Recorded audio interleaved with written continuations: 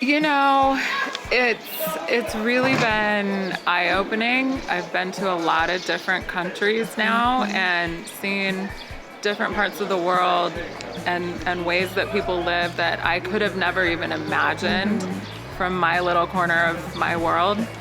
And it makes the world feel smaller. Like we're all connected. We're truly all connected, and people are just people.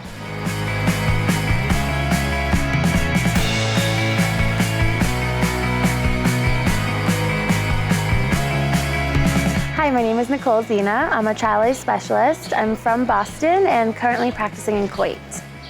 Hi, my name is Jill Rader. I do electronic medical records and I'm from San Diego, California. Hi. Hello. So I want to know how you got involved with Operation Smile. So I'm a child life specialist, and in our practice we help children in the healthcare environment. So we understand the mission of Operation Smile, and we're able to get involved through the process of meeting other child life specialists and applying through the application process there. So for me, I always knew I wanted to provide healthcare abroad and internationally, and that's really what drove me to Operation Smile. Did you know somebody who had done it, and then how did you get it? It's very, Operation Smile is well known within the child life field, and actually it's something that all child life specialists going through internships and through training that we learn about, and we learn about how we can bring healthcare abroad and psychosocial support abroad. Cool. That's awesome. So what does it feel like to be on a mission, helping kids and adults?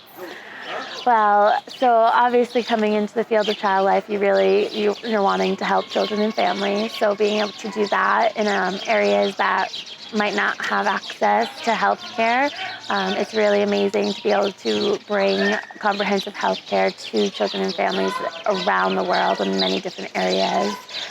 For me, I think it's amazing to see the thought process that Operation Smile included all healthcare and really making it something that thinking about psychosocial care, that dental, health, medical, really all aspects of what a family would need, they're available. Nice. So what about you though? Why do you volunteer your time to help children with cleft conditions? You know, I think we just spend so much of our time focused on ourselves at home, and when I think about going on missions, it's not easy. It's hard work. We're not in the most glamorous places, but you step outside of your own world and you're just focused on helping people. And I always say it helps me fill up my soul. Exactly. It's just a really good feeling to kind of get outside my own world and help other people. Very true, very true. Especially working in our daily lives, that day in and day out of work, it kind of makes you think, oh wait, there's something bigger in the world. Yes, yeah, exactly. Tell me what the most rewarding aspect of your work on a mission is for you. I think for me, because I'm not in the dental or a doctor or a nurse, the most rewarding for me is being able to listen and hear the stories and giving access for children and their families to tell the stories, to be able to ask questions, to have people who want to be here to support them. So that's really what fills my soul. And you're good at it. Thank you. What about you? So what is your role on the mission? So I do electronic medical records. So all of the information from the patient's charts, I enter into the computer. Amazing. It's not a very glamorous job. but very important and needed, because if we didn't keep it in order, we could never give them the care that we enter all their screening information, and then after surgery, I go back and enter all the operative info and what the surgeons did, and I make the surgery schedule every day. Well, very important, making sure that we can do that. Yeah, so it's fun.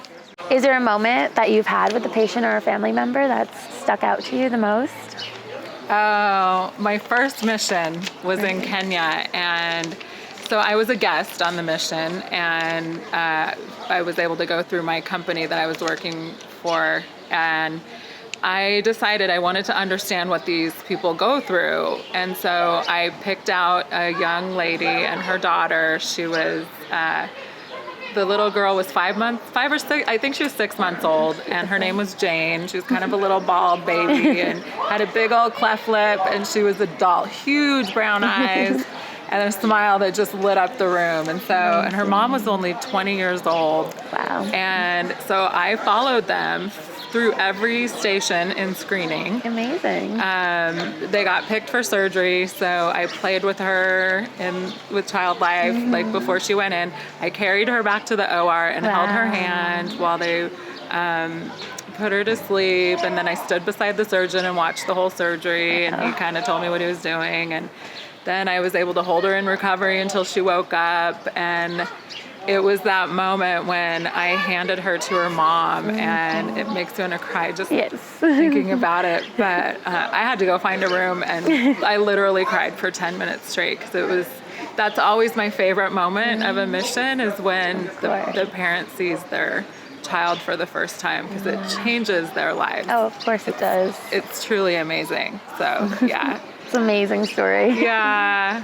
So that was 9 years ago. Wow. Yeah. How long have you been with? So how many missions have you been on? This is my 7th, and I'll be doing another one here in a few weeks.